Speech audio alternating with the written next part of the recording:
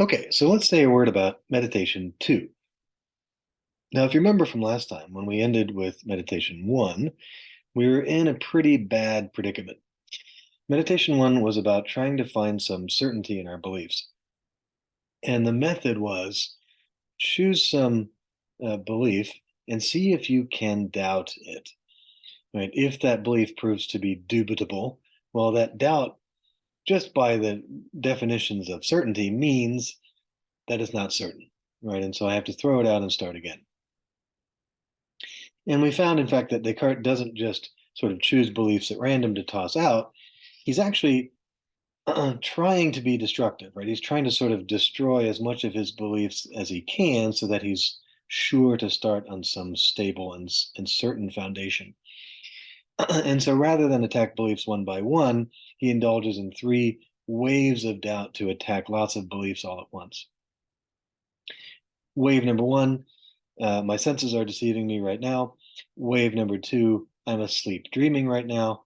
Wave number three, there's some evil demon bent on deceiving me right now. And so it certainly looks as though very few beliefs are going to survive this kind of onslaught. You can doubt pretty much anything if you think about it, right? But there's something that survives.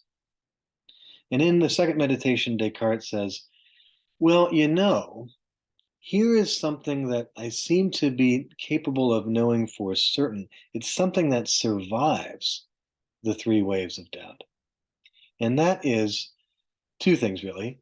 First, that I am thinking, and second, that I exist. In fact, in other works, Descartes combines them inferentially. He says, I think, therefore I am. This doesn't actually appear in the meditations, but it does in other works. I am thinking, I am, or I exist. Right? These two things seem to be true no matter what else is true. Right? No matter how far off the mark many of my other beliefs are, these two beliefs seem to be indubitable and therefore certain. Because even if my senses are deceiving me right now, well, I'm still having these sensory impressions, right? It still seems as though there's a computer in front of me right now, even if there isn't, right? And that computer appearing to me in a certain way, or that appearance of a computer, right? That is a kind of thought in the broad sense. Moreover, even if I'm asleep dreaming right now, well, dreaming is a kind of thinking, right? At least it's a kind of mental activity. And that mental activity would have to be in place if I am in fact asleep dreaming right now. And finally, even if I'm being deceived by some evil demon right now, well, to be deceived is in part to think something false, right? And I can't think something false unless I'm actually here around to think. Okay. Well, this is exciting, right? This is something I seem to be able to know for certain, namely that I think and that I am. Now, it's not clear immediately what progress we can make from here, but at least we have our foundation, right? My own existence, my own thought, these things seem to be indubitable.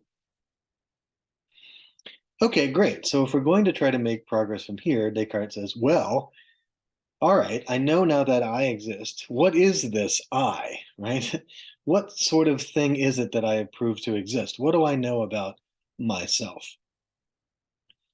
Now, at this point, Descartes invokes um, some scholastic philosophy. So by scholastic, I just mean philosophy of the Middle Ages that had gotten inherited from Aristotle. So really, this is Aristotle's work originally, um, but it was sort of refined in the Middle Ages, and this was sort of part of the so-called scholastic tradition. And the scholastic tradition in Aristotle said that um, there are various things we can know about the soul, that i.e. the nature of the human being. And so this was passed on to Descartes. This is exactly the sort of thing that Descartes is interested in now, right? I've shown that I exist. What am I? What do I, know about myself? What can I know about myself? Well, here is some, philosophy from before my time that had things to say about what a human being is, right? So I'm going to lean on that and see if there's anything in that bit of philosophy that I can use here, right? So Descartes says, well, what did I formerly believe myself to be? Formerly, as in before I engaged in all this hyperbolic, excessive doubting. And he says, well, I formerly believed that I had a soul and that the soul had various parts or aspects to it. Now, here is the sort of scholastic tradition rearing its head. The scholastics said, well, a soul is a kind of principle of life, right? It's the thing that distinguishes living things from non-living things. And so by this definition, notice, right, anything that's alive will have a soul, including plants, including animals, right? All animals, all plants, and of course, all human beings as well. And what the scholastics had said was, well, plants have a kind of rudimentary soul, right?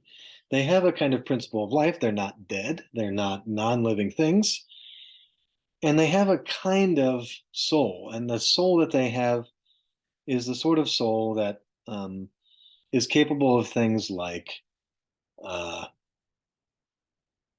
reaching out for food and feeding the body of the plant, right? Plants have what is sometimes called a vegetative or a nutritive soul, right? There's not much there, but nevertheless, the plant does seem capable of, using its roots to find food, feeding itself. It's capable of growing, right?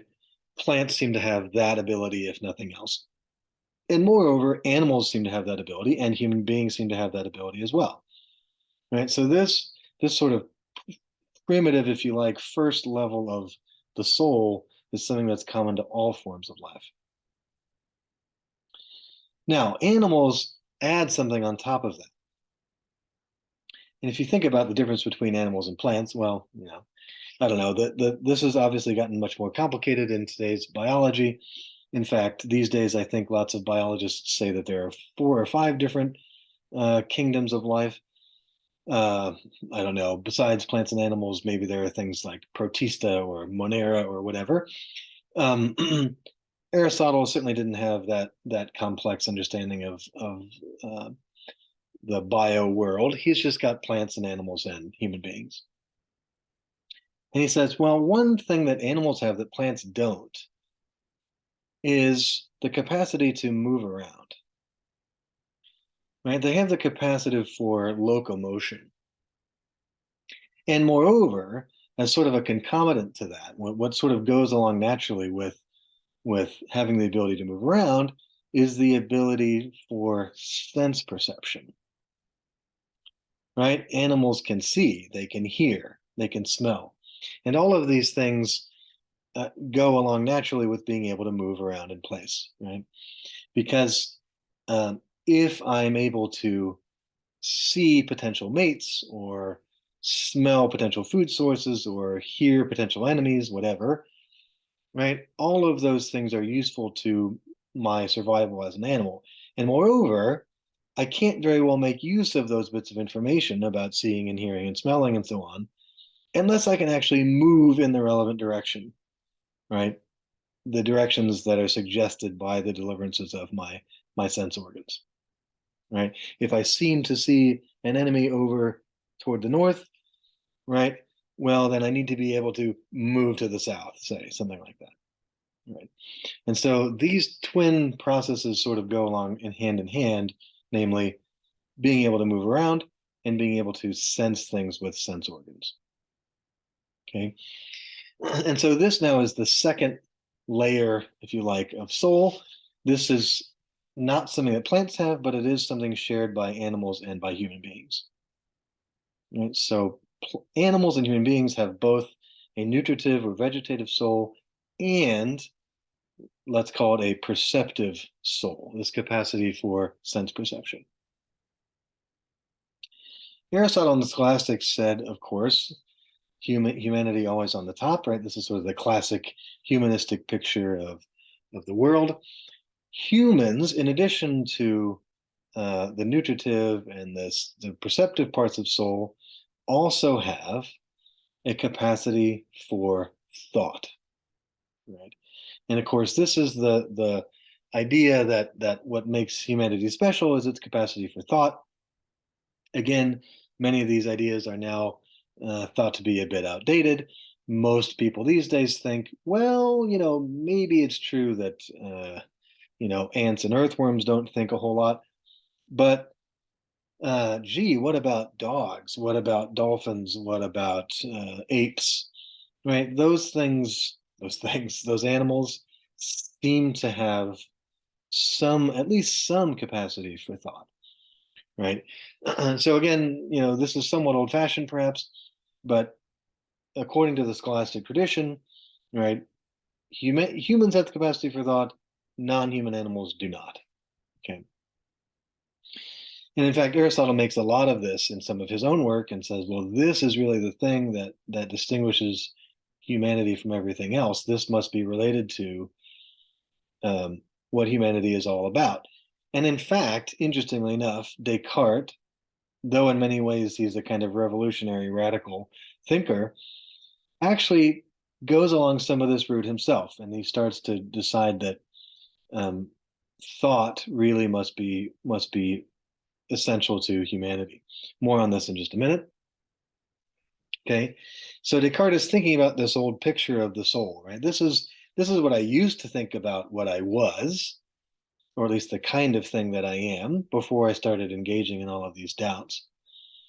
Can I know any of those things about myself, right? I know that I exist. Can I be equally certain about this idea, this picture of what a human being is that I've inherited from the scholastics who inherited it from Aristotle?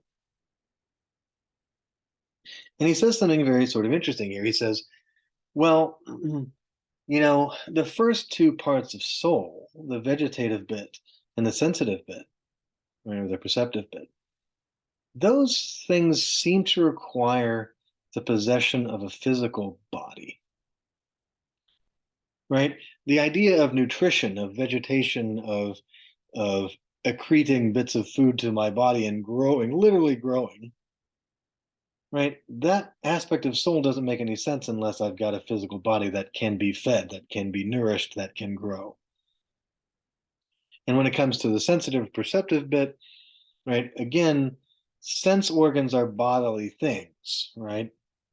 I can't see without eyes. I can't smell without a nose, right? And so the assumption that I've got that kind of aspect of soul seems to require that I also have some physical body that's doing the sensing, okay?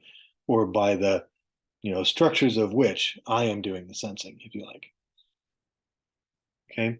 And Descartes says, well, in as much as those things require body,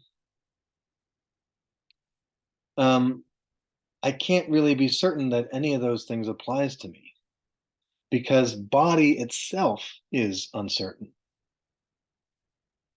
Descartes thinks he's proven that he exists. He doesn't therefore think that he's proven that his body exists, right? And he's entertaining the idea that maybe he exists only as a kind of immaterial soul, right? Well, why not? Even if I were an immaterial soul, it seems like I could still have thoughts about mathematics, and I could still imagine that I'm having certain perceptions. I can imagine that I'm having a pain in my foot, even when I have no foot at all. At one point, Descartes talks about the sort of ghost feelings of people who've had body parts amputated and so on. This is true, right? People who've had arms amputated sometimes report feelings of a sort of itchy arm or something like that, right?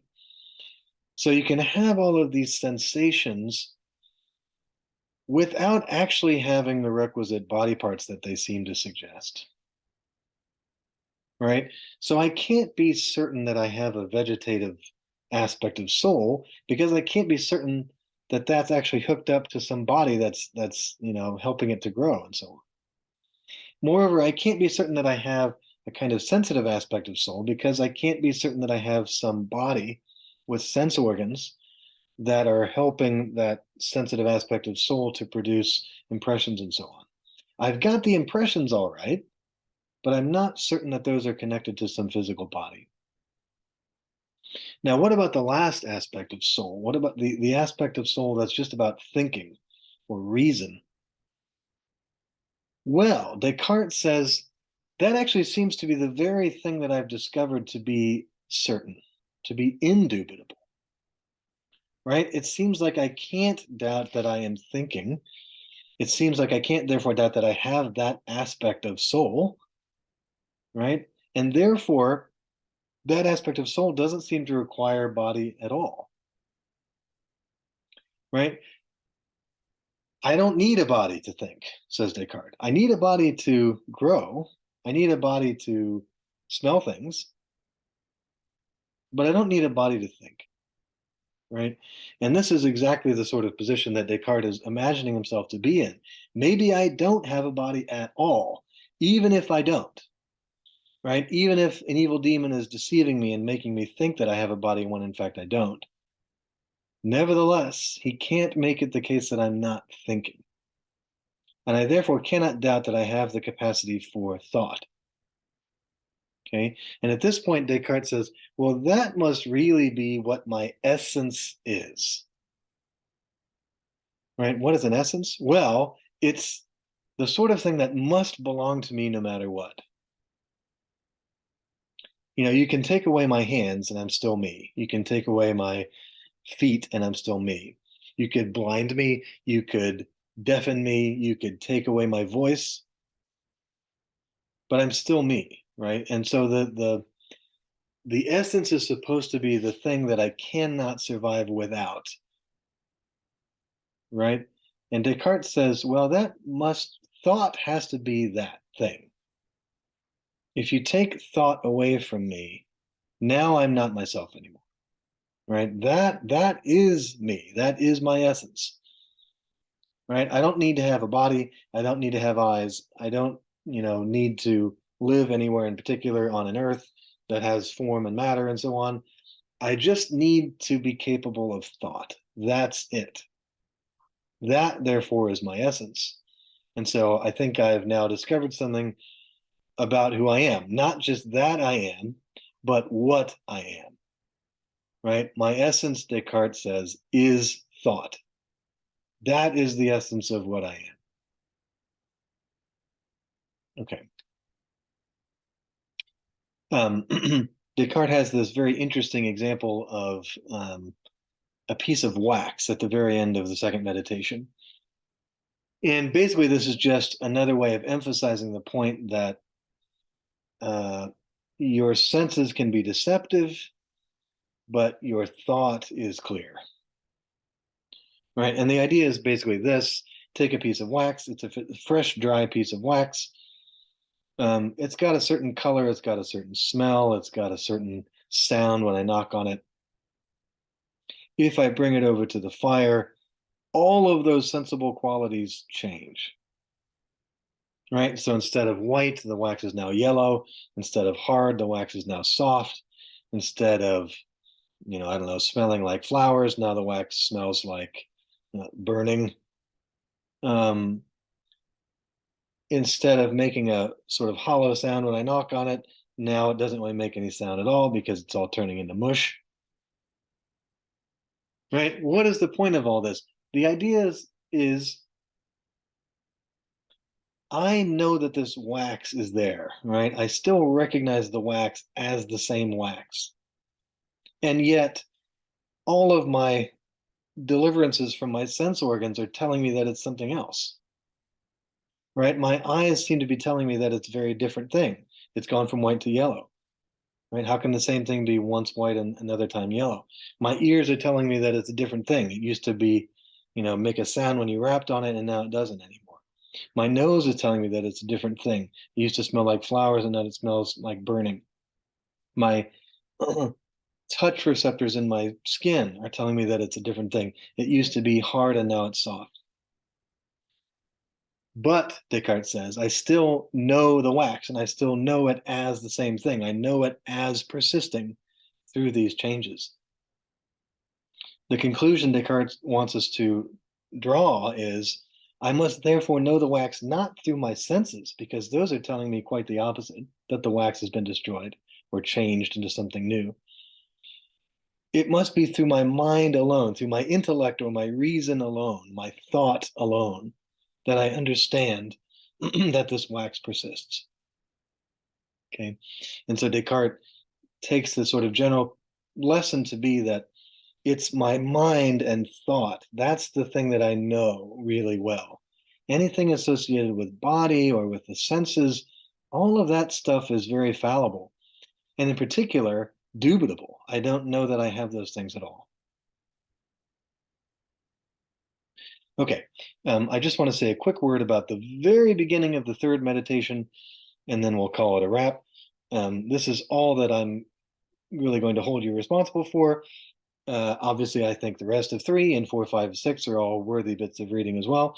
But this opening chunk of the meditations for me is really where a lot of the best philosophical meat is. Okay.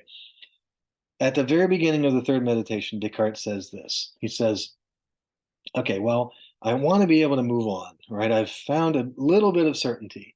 I know something about my own existence. I know something about what I am, but I want to know more.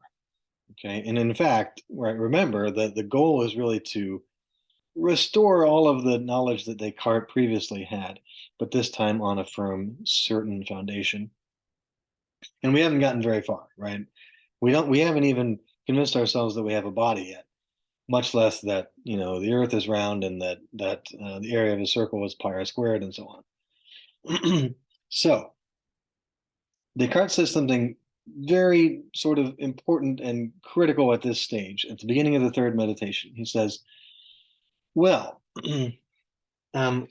let me think about this one piece of certainty I have, namely that I think and that I exist. How is it that I can be certain of that? How is it that I am certain of that? And he says, well, in this case, all I really have is a clear and distinct perception of that proposition that I think that I exist, right? That idea. I just have a clear and distinct perception of that idea. And so that wouldn't be enough to make me certain of it unless that's a general condition for certainty, right? That is, whenever I find something that I perceive clearly and distinctly, I can therefore take that thing to be a bit of knowledge, something that I know for certain. Okay. Now, this is a highly controversial move in the meditations, mostly because, well, for a couple of reasons. One reason is, but gee, didn't I take myself to have clear and distinct perceptions before? And haven't I been wrong when I thought I perceived things clearly and distinctly? Right? How do I know when I'm perceiving something clearly and distinctly? And if I just say, oh, I just know it when I do, that seems to be, a slippery slope back into all sorts of believing things without evidence again. Moreover, here's another problem. It seems that Descartes is wrong. It seems like I don't just have a clear and distinct perception about my own thought and existence. It seems like in the second meditation, I got a real argument for my own thought and existence, right? There's this sort of idea, well, even if the evil demon is deceiving me, still, in order to be deceiving me, I would have to exist, and so on. That's more, it seems, than a clear and distinct perception. That seems like a kind of philosophical proof, if you like, of my own thought and existence. So it's not even clear that Descartes' premises are accurate here. It doesn't seem to be the case that all I have in the case of my thought and existence is a clear and distinct perception. Nor does it even seem like that should really be enough, right? Because it seems like I've had cases before of apparently perceiving things clearly and distinctly when in fact I was wrong about something. Okay. Nevertheless, Descartes lays this down as a general rule that whenever I perceive things clearly and distinctly, that thing must be true. Now, to be fair to Descartes, Descartes does sort of recognize at this point the the questionable nature of this rule, right? He does sort of worry about it. He says things like some of the things we've been saying, like, but didn't I formerly think that I perceived something clearly and distinctly when in fact I did not? And in fact, I did not perceive it at all, right? I was being deceived. And so at this point, Descartes says, okay, well, really what I need to do now then is to try to disprove that evil demon hypothesis. And in particular, I need to prove, right? 17th century surprise here. I need to prove that God exists and that he is no deceiver. Right. Now, this seems probably to a modern audience to be incredibly grand. I can't even know that I have a body. How the heck am I going to prove that God exists? Uh, but, back at this time of philosophizing, arguments for the nature of God's existence were very common. They were discussed widely, and many European philosophers thought that they could, in fact, prove God's existence. Descartes was no exception. And so his idea is, if I can just prove that God exists and is not a deceiver, then I should be able to be certain about my rule, that when I perceive something clearly and distinctly, right, God's not a deceiver, therefore he's not tricking me when I perceive something clearly and distinctly, therefore that thing is true. Okay, that's it for Descartes for now, and for this course, in fact. We will return to this idea of proving God's existence in the final unit of the course. All right, that's it for now.